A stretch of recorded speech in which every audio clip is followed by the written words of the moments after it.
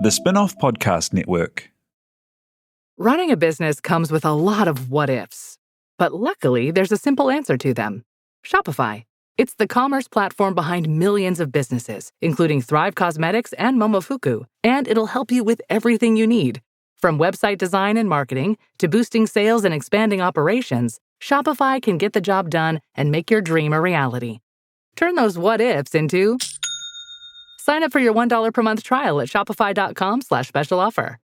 We're in and out. It's like a Taku to Ferris midnight Instagram. 8 minutes of gold in the can, no editing. Let's go.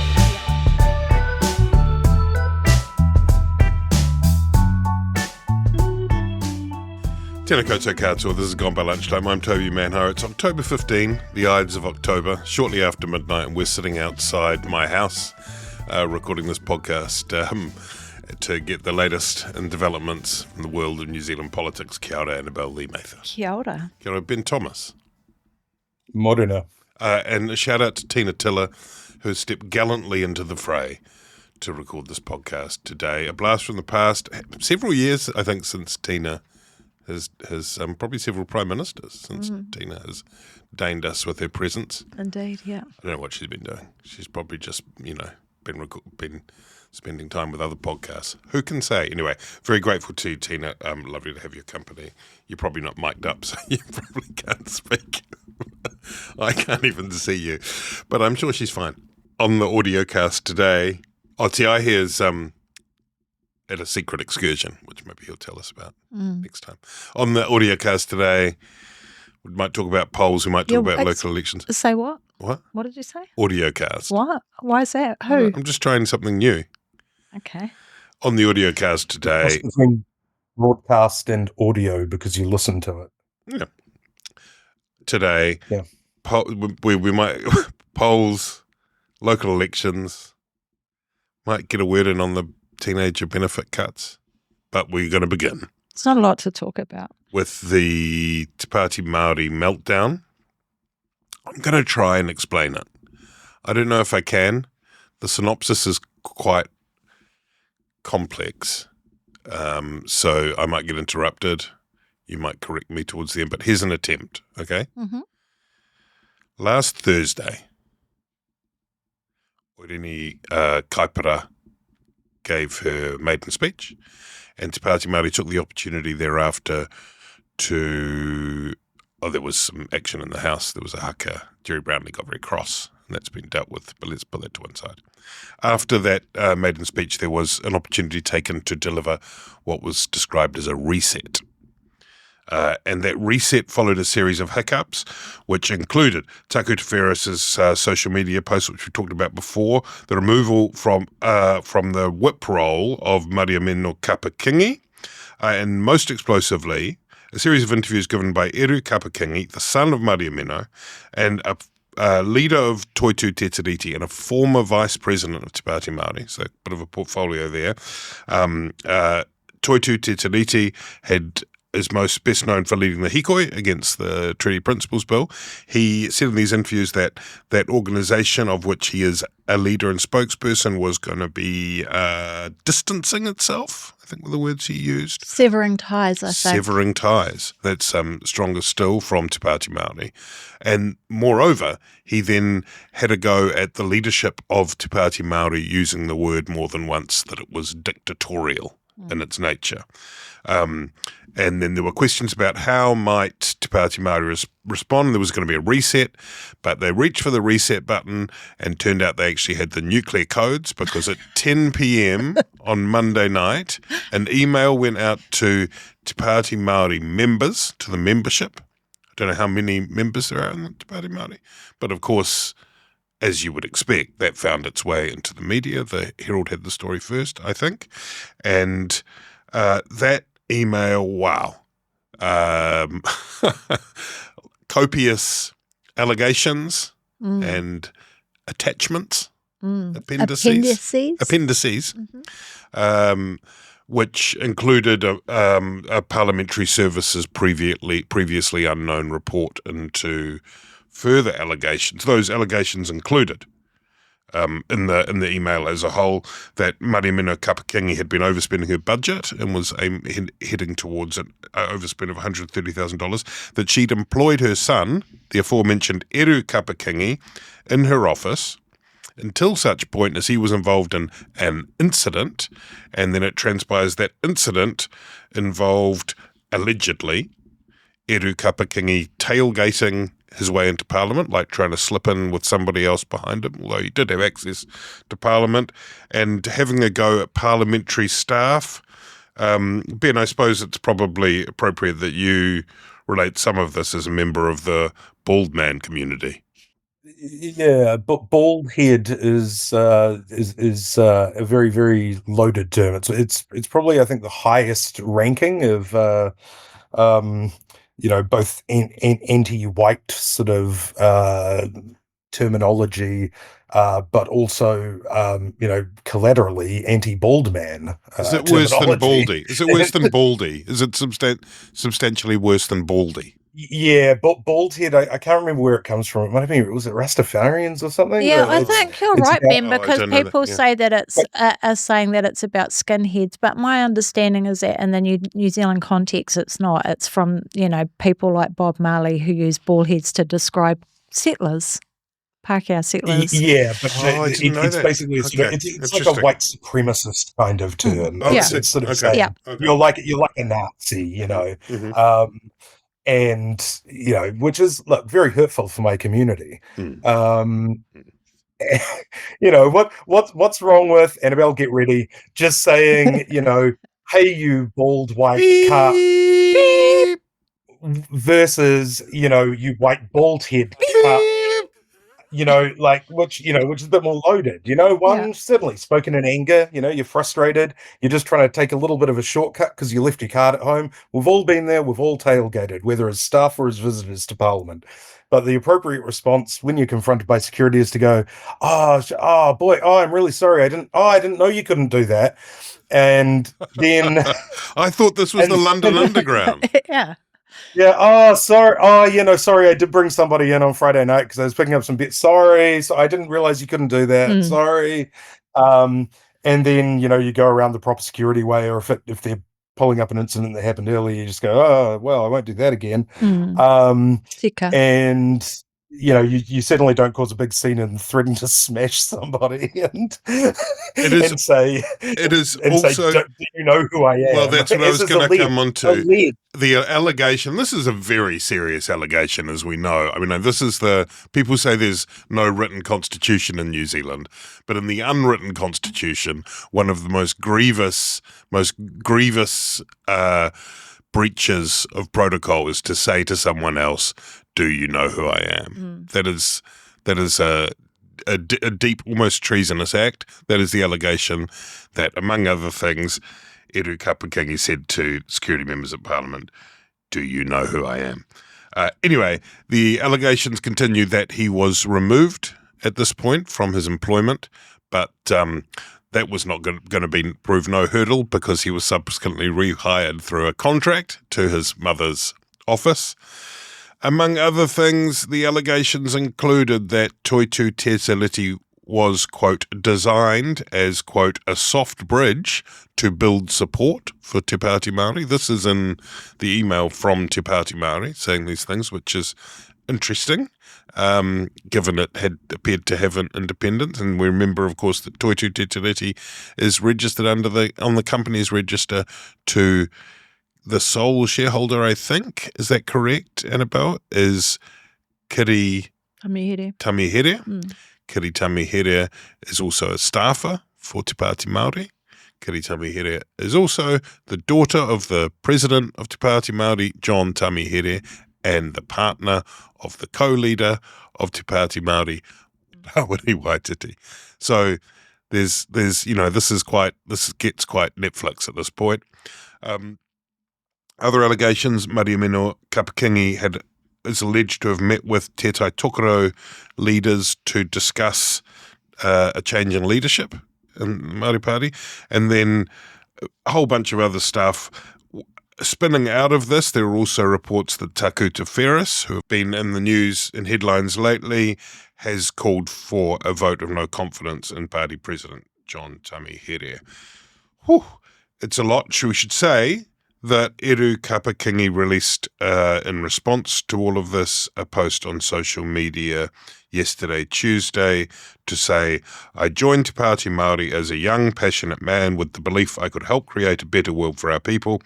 Instead, I learnt a long and hard lesson. Power can truly corrupt people you once looked up to. Regardless of the noise, my whānau have and always will be on the ground kaupapa people. Those who know us know there is no question of integrity. Annabelle, my question to you is, what is going on? Oh my God, it's the thing too about it is like you've laid it out, but when you go into the various appendices of the email, like the timeline is completely different, and that in itself raises questions. So really you could say that all of this began, in July last year, when the incident or the alleged incident between Eru and the security happened on Budget Day, which begs the question, what was done at the time? What action did Te Pāti Māori take at the time, and why is it that people are only finding out about it now? That aside, I mean, it's hard to imagine a more destructive decision than the decision to email Te Pāti Māori's membership on Monday night. And it seems somewhat disingenuous too that this is being positioned as, something that was done to provide transparency to the membership. It's very clear that this was used as a part of a smear campaign against Maria Mino and Eru Kapakingi, and that the membership is being used as an excuse to do that. And in terms of mātāpono Māori principles and values and that sort of stuff, it's seems a very off-brand way of doing it as well. The email itself is quite bizarre. Like it kind of, at some points it's referring to I'm doing this, I will, and then in other parts it says we. It's not signed. So it's signed Te Pāti Māori. It's signed Te Pāti Māori, but then there's I's and we's and all of that. Which raises the question of what is Te Pāti Māori, right? Exactly, and clearly this has been sent with the full knowledge that this is going to immediately be passed on to the media, and it's such a given all of the events over the past couple of months. To me, it seemed by the end of last week, when Deb and Rawiri sat down for their extended kōrero with Mata, with Mihingarangi, that actually the worst of the storm appeared to have passed, and at that point it could have just been ridden out and allowed to die its own natural death. I think there would have been questions that would pop up, but it did seem that they were genuine when they said they wanted to reset. This is not a reset. This is a tit-for-tat, gutter kind of politics approach to dragging out this issue. And I think what makes that unforgivable is that this week we have the MACA legislation back in front of the House. This is the legislation that is literally the genesis of Te Pāti Māori, rising up as a Māori political movement. So for marine and coastal areas, the marine and coastal areas and act. So for all of that for that significant piece of legislation, which Āpirihame Edwards described this week as the largest confiscation, in the modern era, for that to be completely sidelined and subsumed by this inter-party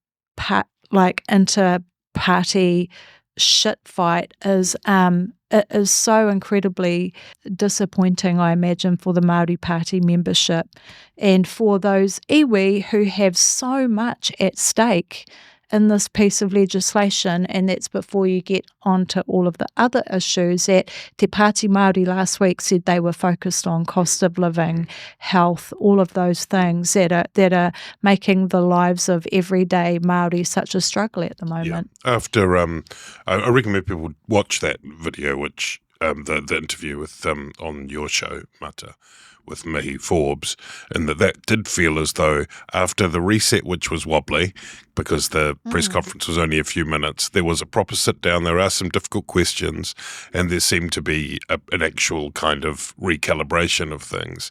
Ben, we don't know the truth of these allegations, and sometimes they're allegations within allegations. We do not know the truth of them. But Annabelle is right when she says that what is presented as an exercise in transparency is at best a rejoinder, at worst an act of pure vengeance. Look, I think if you wanted to be positive about it and look at the upsides for Te Pāti Māori, I would say that email with its 6 annexes is by far the most well-researched and comprehensive policy document that Te Pāti Māori has put together in its time since its new incarnation over the last 5 years. The policy just seems to be, attack Māori Meno Kapakingi and Eru Kapakingi. But look, maybe it's a start. It's you couldn't really say that Māori Meno Kapakingi and Eru are blameless here. I mean, they certainly haven't tried to reach a détente with Te Pāti Māori. You can understand why Te Pāti Māori would want to kind of at least, stake their claim or make their argument that Toetu Te Tiriti is not just Eru Kapakingi, that, he did not start it all or organize it all. He was a spokesperson. It's not up to him to sort of divorce the two if that's their position. I think there is a genuine interest in pushing back against claims that you are a dictatorship, and maybe, wanting to point out actually perhaps the motivations are maybe a little more personal, a little more petty than a love of democracy or a love of kaupapa Māori, and may involve, having been warned about overspending money or having been told to cut the sort of weird end-around run contract that you gave your son after he was dismissed for misconduct. If that's true, which, appears to be the case, given the emails.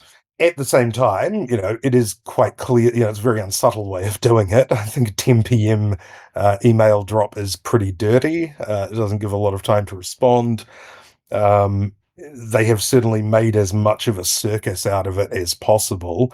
And to echo Annabelle, I don't think it's any coincidence that the government bumped the Marine and Coastal Area Amendment Bill up to number 2 on the order paper yesterday and whacked through the Committee of the Whole House stage.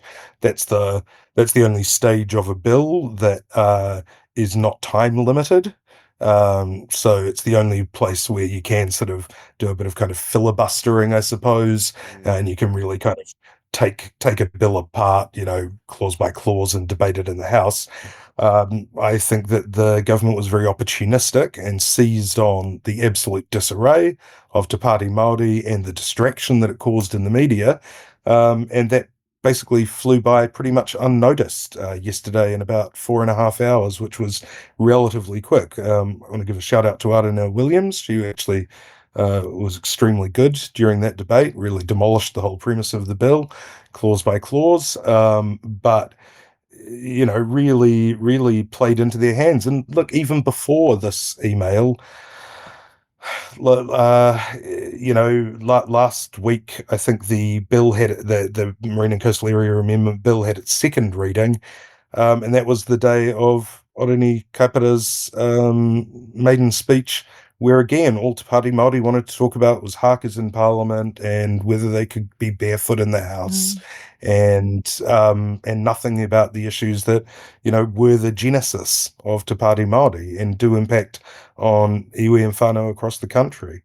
I should just put in my standard disclaimer. I worked in the Attorney General's office when that bill was developed, so I was, that was something that I did a lot of work, in relation to at the time in 2011.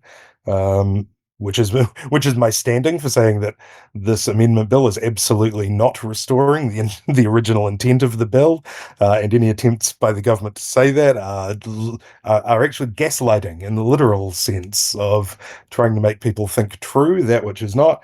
And I also have done and still do work for iwi who have got claims under the Act. So, that's just my disclaimer there. But yeah, just in terms of the sort of shit show around Te Pāti Māori, there's got to be a point at which this is all just totally counterproductive. I think, to the advancement of treaty rights. That's it, Ben. And I mean, I hear what you're saying about them wanting to defend themselves from those, from some of Edu's statements, and they had done that already. I think what cuts across that, though, is that they also said last week, as a part of their reset, that they had spoken to their membership, they had got the message loud and clear that their number one priority was to change the government, and the events of the last 48 hours completely make that so much harder, not just for themselves now as a completely fractured party, and to me it seems absolutely untenable for Maria Mino to stay on, but also for Labour. Now they've just given a whole lot of ammunition to the government, to put the boot into, and rightly so, into Hipkins about, what sort of arrangement can you have with this lot. So if that was truly their mission, then they just got an absolute own goal because they've made it so much harder. Yeah, and it won't stop here because, of course, included in this swirl of allegations are potential misuse of public funds. And so it wouldn't surprise to see the Auditor General get involved at some point. Yeah, but here's the thing about that whole misuse of public funds that is interesting to me, is that this isn't Maria Mino. Parliament doesn't work like Maria Mino can go around like writing up contracts with people. These are people who are employed by parliamentary services. How is it that parliamentary services allowed an MP to get into a position where she was able to divvy out so many contracts that you would then run the risk of running $133,000 over your budget? And then, the other allegation that he was then paid sort of like through the back door through a different company. Well, what vetting systems does parliamentary services have in place when it comes to contracting third parties? I thought that there's more questions there to be asked, not just of how those budget issues came to be. Again, these are things that came up if you look at the email and you figure out the timeline. These are issues that came up quite some time ago that, we're only just hearing about now.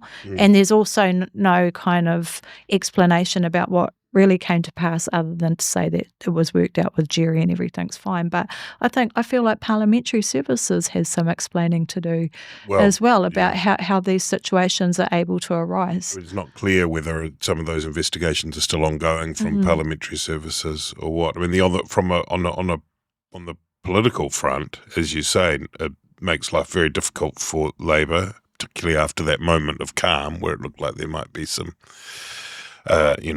sewing back together of those ties. But also, when you look at those Māori seats, with the exception of the co-leaders, they're all relatively close. There's no, and voters and Māori electorates are not shy about changing their view and removing people. There are very few sacred cows, as we've seen over recent elections. I would say that currently the only sacred cow, not that I want to use that term because it's not appropriate to describe a person this way, but I think that I would say that probably the only Te Pāti Māori seat that's not currently in play at the next election would be Hauraki Waikato. I think that that Hana will be safe, but I think that all of the other seats, if Labour is able to put some credible, competent candidates up, and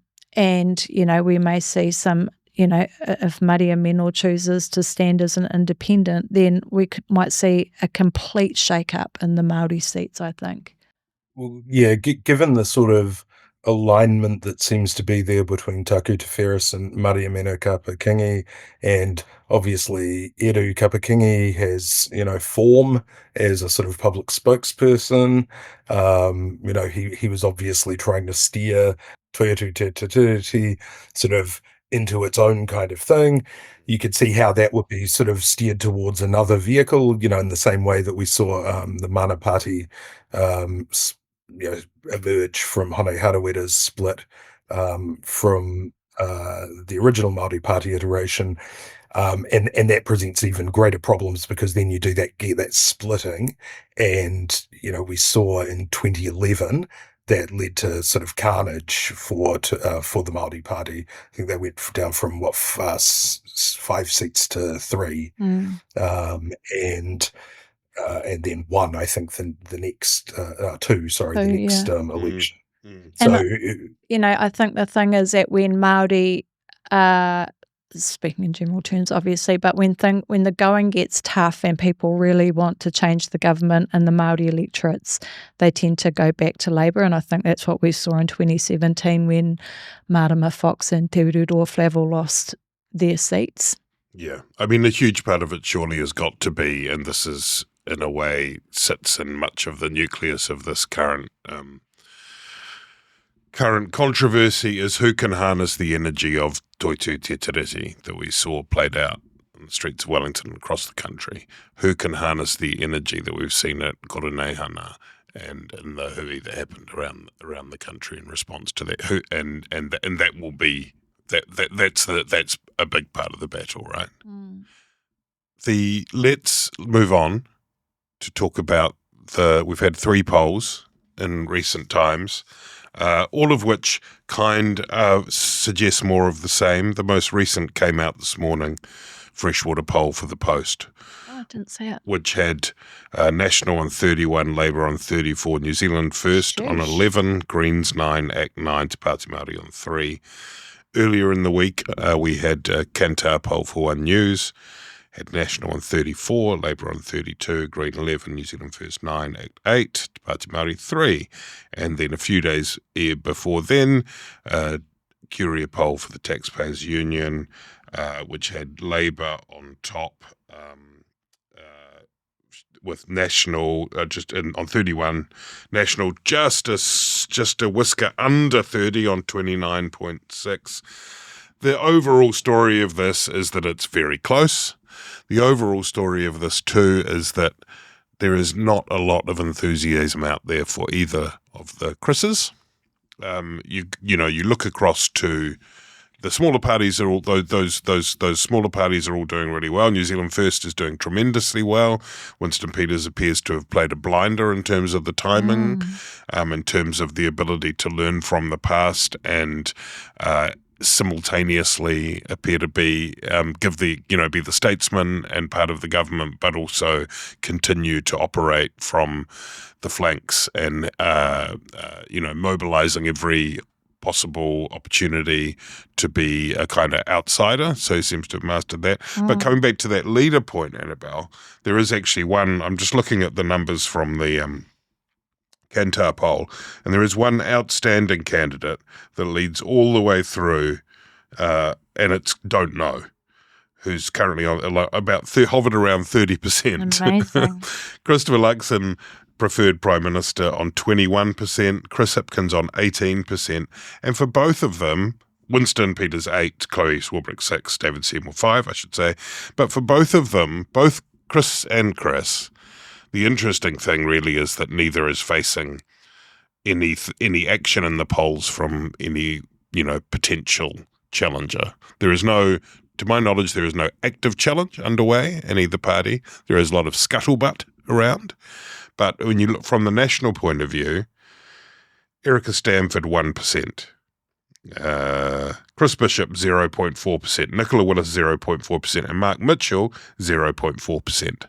those are the four names that get mentioned when people like to chatter about who might come next. Was there huge support for Jacinda Ardern before she took over from Andrew Little? Yes. Was there? Okay. Well, huge. There was a shift, and that was because I remember we talked about it, I think, on this podcast, that it wasn't just and the Labour Party slipping into the 20s. It was also, I think, she overtook Andrew Little and the preferred prime minister when she was deputy leader. She was promoted to deputy leader. You remember, and she was really no, I wouldn't want to. No, I don't want to. No, please, no, stop, come on.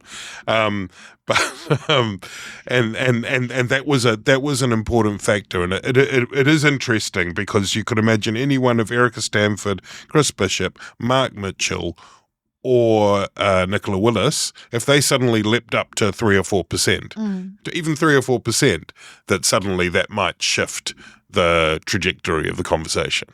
Yeah. Well, I mean, maybe it lies in the don't know. You know, maybe it's just because those people have yet to be positioned as potential leaders that they're not polling very strongly. Or one of the parties takes a big swing and decides to appoint don't know as their leader. That would be my advice. And say, look, we don't know. So what we're going to do is we're not going to decide until after the election. Just going to keep the status quo. Embrace either one of the Swiss approach of the cantons or the Green Party approach of back in the day, back in the Values Party day, where every member of the party was a co-leader. Look, period of time there. Hey, I just don't see how Luxon is going to hang on.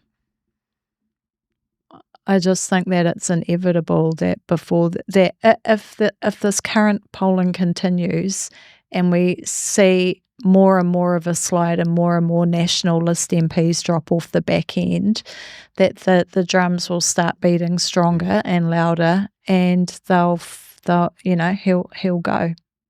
Yeah, I mean, the reporting this morning by Andrew Vance suggesting that Nicola Willis could be gone if the numbers play out around this form. I guess Paul Goldsmith could be gone, Ben. I mean, it is people start to get a bit agitated when when things look that way. Yeah. Well, especially when Ben, to interrupt you, especially when they're seniors like that. You know, these are not like low-ranking people in the party. These are senior figures who have their own clout and influence and all of those sorts of things. So that's that's a problem.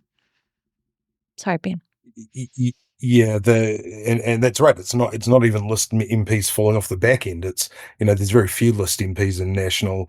You could rely on them losing a few of those electorate seats. So I wouldn't think that they would probably hold Mount Roskill, for instance, or but at the same time, they don't have a lot of room to play with. If they're coming in at the 30%, say on that Freshwater poll, which is actually a pretty good poll for the government right now because National are above 30 and they could form a government on those numbers. National would be down to sort of 3/5 of the coalition. What would be the position there? Would they drop from 14 cabinet members to 12? And you would have 4 ACT and 4 New Zealand First or something like that. Yeah. That's a lot of spoils or places for your aces to go that the Prime Minister then loses. That lessens your negotiating hand with your caucus. The unknown, of course, is the instability or the perception of instability that it would cause. You can game all of these things out like a sort of, nuclear war games theorist from the 1970s or something and say, well, is it easier to get rid of Luxon? Because he would probably just disappear immediately. He wouldn't sort of hang around on the backbenches. Maybe that's an easier person to get rid of than Jim Bolger or, previous prime ministers. On the other hand, what does it say about the government if you change the prime minister midstream? There is usually a bounce when you change the prime minister. Chris Hipkins got a bounce over Jacinda Ardern, but that was a managed transition. It wasn't a coup. And ultimately it didn't work. His polling was 25% on election day versus 50% the election before. So,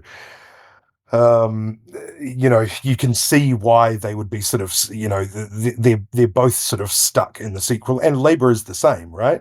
People talk about Labour's successes. A really good result for Labour in these polls is 34%. Yeah. And relying on Te Pāti Māori to form a government, So it really is a kind of race to the bottom. We're seeing both of the approval ratings of Hipkins and Luxon declining over time. Their preferred prime minister is stagnant, maybe declining.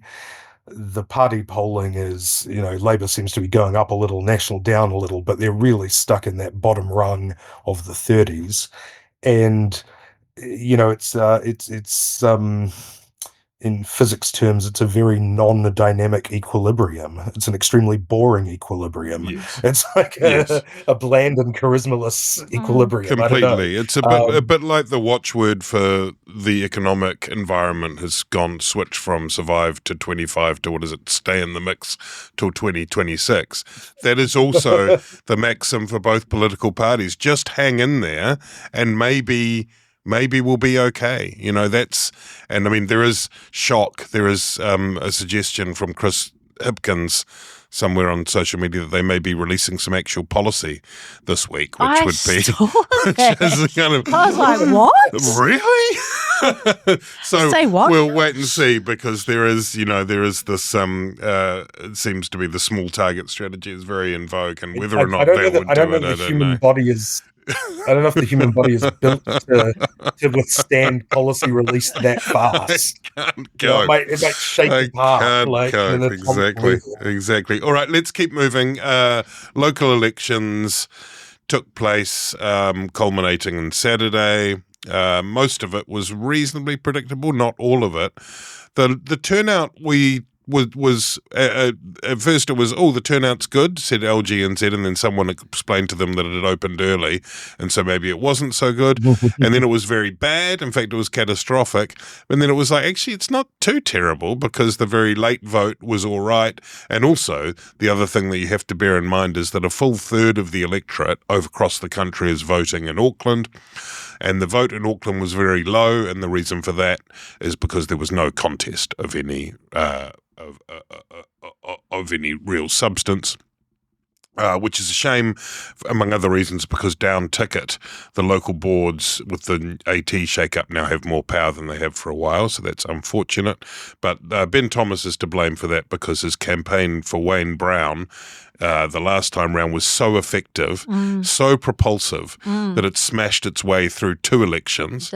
And Wayne Brown was basically crowned as mayor the second time, owing to Ben Thomas's extraordinary services as a dynamic campaign strategist and press guy. What did you see, Annabelle, elsewhere? There was Māori wards got voted on, and the numbers there were 24 voted to get rid, 18 votes to keep. There was Tori Whānau didn't win her, so she's departed from all of politics for the time being.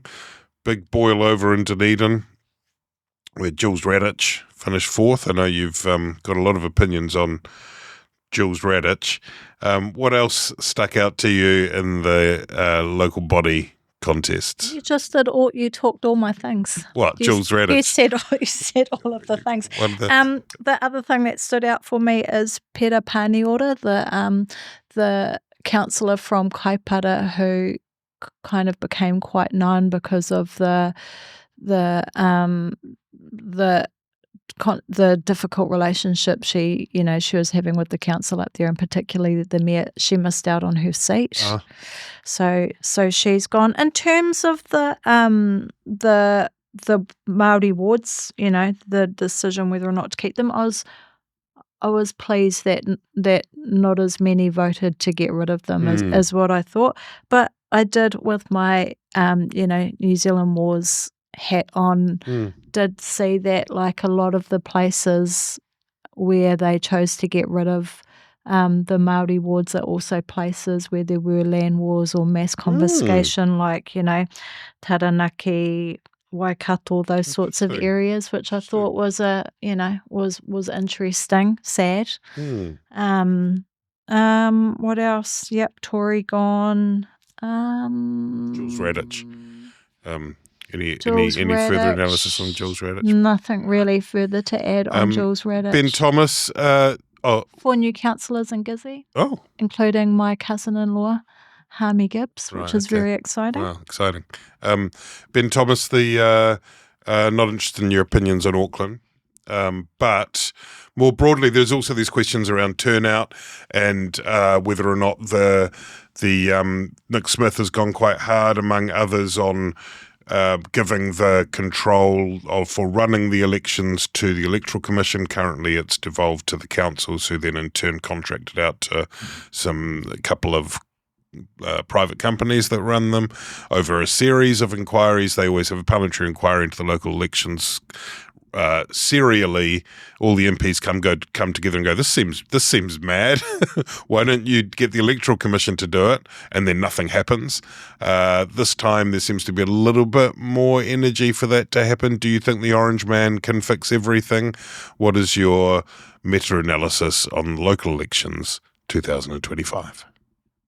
I haven't really given too much thought to whether the Electoral Commission is best placed to run it. The Electoral Commission, I think, would have to expand significantly in order to do that, in order to take on that workload. They'd have to deep fake the Orange Man, because he wouldn't be able to be everywhere at the same time. The government would have to pay for it, which I think they wouldn't appreciate, versus right now, I think it's just paid for by the councils themselves. Something's got to change. If people are interested in keeping local government going, I'm not. Replace it with the Department of Parks and Sewage, in my opinion. But if they are, something, you're always going to have a skew on the turnout towards homeowners, older, whiter, more conservative people tend to be. At the same time, they don't make it easy. On the last day with the sort of emergency voting, you often notice that there are younger people there, and I think part of that is because who can get their shit together, fair enough, but also who knows how to post a letter. I would not know where to post a letter, and I'm an old man, right? I still know how to address it or whatever, and buy stamps, or if they still exist. You know how to send faxes. You're sending faxes every day for bookings and B&Bs. I call up the operator and I say, please, transfer me to but the so I mean, I think that's really, they've really got to change that. At least in-person voting is an option throughout the period. Maybe make it a shorter period as well. I'm not sure. We have to have online voting, surely. I mean, it's just ridiculous. And why? This is would be a great pilot to see if we could do it for general elections. Really, if we want greater participation. The cyber scams that are underway in the world. Oh my God, if we can send millions of dollars all around the world using the internet, surely for your local body bloody election where the stakes are, in Ben's mind, incredibly low, you could have a go at trying some online voting. Maybe in some, but I still think the voting itself should be kept out of the... But if they have online voting, it can't be left with the councils, right? It's Ben Bell is not paid enough to try and explain the internet to the other Gore councillors. And, I mean, you can just imagine, the general manager of the Horowhenua District Council will just set up a Google Doc and send out a link to all voters. I would actually like that. That would work well for me. If you could Google Doc me, that would be mean. Why am I being asked to enter my bank details? Oh, well, guess there's a fee. Look, all right, that's enough of that. Very quickly, because happened sort of a little while ago, but we haven't, after our last podcast, the announcement, Annabelle, of that they would bring forward something that had already been laid out, which is to remove the Jobseeker benefit for 18 and 19-year-olds, except for those whose parents earn more than combined a huge $65,000 a year, and Christopher Luxon did the media rounds last Monday saying he'd been in Dannevirke, among other places, and what they were telling him is there was a huge clamour for people to come and get jobs. There was availability of jobs, and then people in Dannevirke and elsewhere went, I don't know about that. But is it too cynical to see this as just a kind of bit of red meat to the base in terms of bit of a crackdown? Is it even that though? Like, do you think? I don't even know if I think that most people realise that there's hardly any jobs at the moment and that it's particularly hard for young people. I don't even know if it's about satiating a certain part of his supporter base. And in fact, all it does is show how incredibly out of touch he is, not just with the concept of being able to support another adult on $65,000, but also the whole, they're screaming out for youth workers in the regions when they're absolutely not. But also, if you follow that logic, it's like, okay, so you're earning $65,000 and you have to pay to move your adult child into a region somewhere so that they can find work and presumably pay their rent, pay their food, pay their transport, as well as keeping your own household going so they can potentially get a fruit picking job somewhere where everything's like going onto machines where they don't even need actual humans to go and do it anymore. It's just bizarre. It is true, Ben, that there is, research that shows that you get into work at a relatively young age, you learn important skills like what a letter is and how to post it in the workplace. And then you're away. That's the most compelling argument for this. Does it wash? I don't quite understand the rationale of the policy in the sense that, in a way, when you have young people on Jobseeker, if they're not in education and they're not in work, otherwise they don't exist unless to the state, to the government, in terms of, providing skills, providing sort of avenues.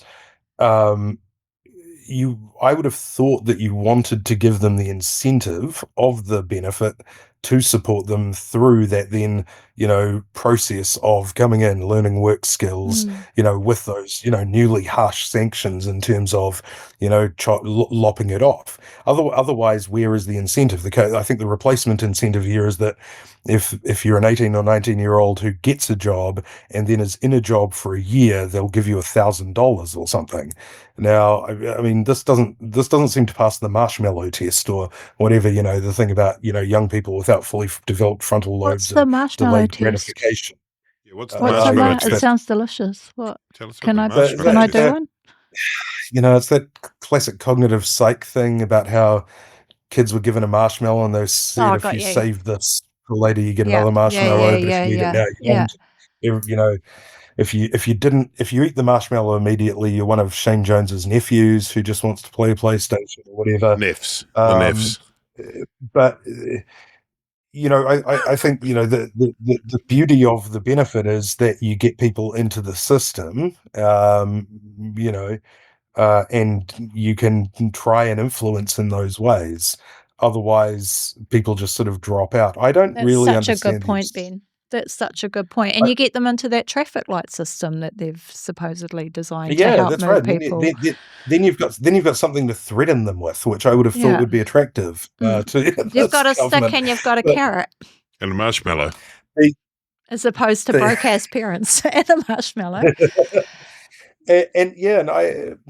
But the welfare has, I think in part there is this sort of, not much happening in the economy. Let's blame let's blame it on teens who are apparently spending all their time playing PlayStation because of all the bountiful job opportunities that they're rejecting.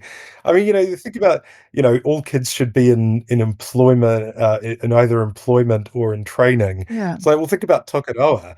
The 2 mills have shut down this year. Yeah. They're closing the Polytech Exactly. as part of the reforms. I mean, and that's such an important point, because whenever the youth unemployment rises, enrollments in polytechs rise, but with our polytechs are in absolute disarray, so they don't even have that as an option.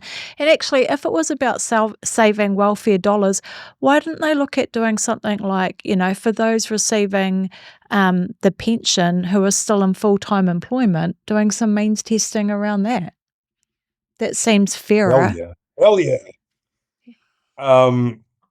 But also Luxon has always been sort of obsessed with welfare as an issue, and I think it's personally, he studies these historical leaders, he says, every year, and I think it's because he's doing Reagan this year. He's doing Reagan this year, isn't he? And Reagan, welfare was a big issue for Reagan. Welfare was a big issue for Clinton. Yeah. Welfare was a big issue for Tony Blair. This was a real 80s and 90s issue where, or at least in the political consciousness, welfare queens in the States, for instance, Bill Clinton's sort of Wisconsin welfare reform model, which was seen to have the sort of magical results with tough love, but actually just did what they're doing here, which is shifting people out of the system onto the margins and reducing numbers that way. And I don't know, it just doesn't, and as Daniel McLaughlin wrote a really good column on this week, no sort of marginal, there's no abatement rate on this. It's just a total, a concrete cutoff. If your parents are earning over 65 grand, you don't get a benefit. If they're earning under, they do. So, any parent who might be thinking about taking on extra shifts to make a few more dollars, but that would put them over the threshold, and then they have to pay for their big lug, nephews, PlayStation games. They won't take on that work. Exactly. No abatement rate. I mean, it's just crazy. Which just adds to the perception that it's just a piece of performance art, really, to try and show that this is a tough on, crackdown type territory. That's enough. Let's quit. Sick of it. I'm done. Sick of it. Let's quit. Let's go. Check out the PlayStation. All right, let's go and let's play. There's some marshmallows. Pac-Man. Thanks, Annabelle, Ben, and especially Tina Tiller. This has gone by lunchtime. We'll be returning to AudioCast with you soon. Kia kite.